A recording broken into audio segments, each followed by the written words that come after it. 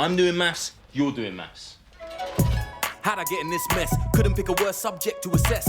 It's a bad scam, never been a maths man. Used to find my homework in the trash can. All of this stuff fries my brain. How many children ride the train? If it goes through 15 stops, how much water in these pots? If it's 20% gold, 20% silver and 10 years old, how strong is Lisa's ring? How long is a piece of string? As a kid I'd never concentrate. Now Bogof's got my head on a plate. And I guarantee he will assess this with a nod, then eat me for breakfast. Clock's ticking down and I'm in it now. Knee deep and I might not live it down. Think on my feet, can't blink, can't sleep, I need a solution. Clock's ticking down and I'm in it now. Knee deep and I might not live it down. Think on my feet, can't blink, can't sleep, I need a solution.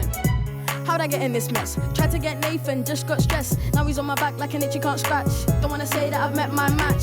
So it's time for a new plan. Never been a can't, I'm a can-do man. Nathan's on it now and ain't gonna stop it. Gotta find a way you're getting him to drop it.